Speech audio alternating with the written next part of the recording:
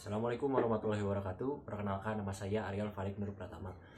Jadi di sini saya akan mempresentasikan hasil penelitian saya, hasil kerja saya.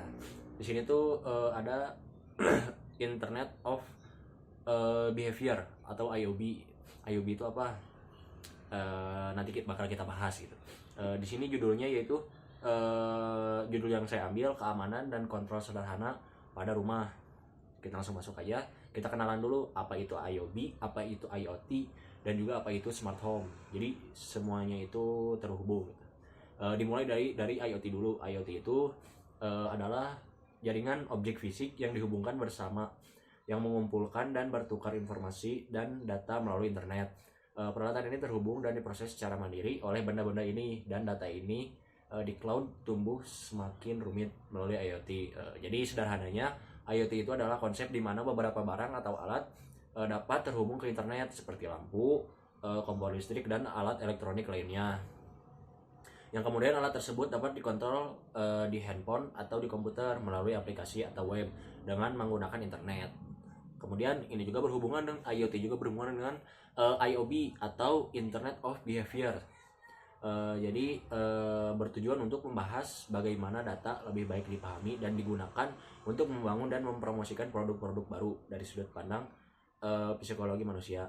Platform IOB memungkinkan pengembangan pemahaman mendalam tentang klien yang dibutuhkan setiap perusahaan. Misalnya, IOB menghubungkan semua ponsel di aplikasi dan kemudian dapat melihat kesalahan mereka dan mendapatkan rekomendasi visual untuk memperkuat ayunan dan stroke mereka.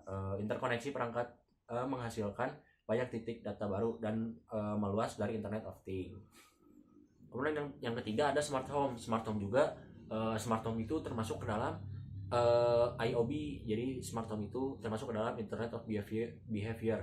Jadi smart home adalah sistem rumah yang dilengkapi dengan perangkat pintar yang saling terhubung melalui internet. Jadi semuanya itu bisa dikontrol melalui handphone ataupun komputer gitu, asalkan terhubung dengan internet kayak gitu. Kemudian apa sih yang membuat ide ini inovatif? Yang pertama, kontrol lampu dan alat elektronik rumah yang lebih mudah. Kemudian alarm api dengan menggunakan sensor api dan asap. Di sini saya mengambilnya yang sederhana dulu. Kemudian yang selanjutnya desain yang saya pikirkan yaitu di sini ada yang pertama, deskripsi solusi. Saklar lampu yang terhubung ke aplikasi atau web di handphone memungkinkan pengguna untuk mengontrol lampu secara jarak jauh. Sensor asap dan suhu yang mendeteksi kebakaran secara real time memicu alarm rumah dan notifikasi ke handphone. Kemudian alur kerjanya, yang pertama pengumpulan data. Saklar IoT mengontrol lampu rumah melalui aplikasi. Sensor asap dan suhu memantau lingkungan. Yang kedua, analisis. Aplikasi menganalisis status saklar lampu nyala atau mati dan data sensor kebakaran. Kemudian jika suhu terlalu tinggi atau asap terdeteksi, AI memvalidasi data untuk mencegah alarm palsu. Tindakannya, pengguna dapat menghidupkan atau mematikan lampu dari aplikasi. Jika kebakaran terdeteksi, aplikasi mengirimkan notifikasi kepada handphone dan mengaktifkan alarm lokal. Kalau buat saat ini yang saya tahu tuh biasanya dikirim melalui aplikasi Telegram menggunakan chipset Arduino. Kemudian ada analisis atau dampak. Analisis atau dampak di sini ada manfaatnya. Manfaat saklar lampu menghemat energi, kontrol lampu lebih mudah, membantu orang lupa mengelola konsumsi energi rumah tangga. Yang kedua, alarm kebakaran.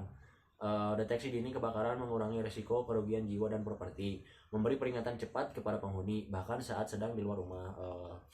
Untuk tantangannya, privasi dan juga kesalahan teknologi. Cara mengatasinya gimana?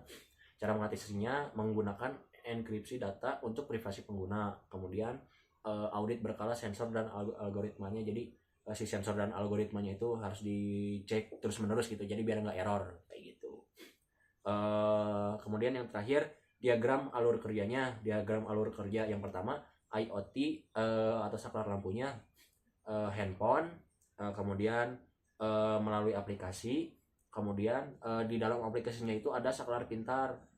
Jadi ada gambarannya, pokoknya ada saklarnya gitu di dalam aplikasinya itu. Kemudian ada eh, deteksi alarmnya, apakah alarmnya terdeteksi atau enggak. Jadi ada sensornya gitu. Ya kayak gitu aja sih. Jadi kesimpulannya, IoT ini dapat dikembangkan lagi menjadi IoB, yaitu menjadi smart home gitu. Jadi yang saya ini tuh IoT bisa dikembangkan menjadi smart home, yaitu mengontrol perangkat rumah tangga berdasarkan kebiasaan, seperti mematikan lampu otomatis ketika penghuni keluar rumah, atau mungkin mematikan kompor jika sudah lebih dari beberapa menit gitu. Dan yang terakhir, terima kasih. Wassalamualaikum warahmatullahi wabarakatuh.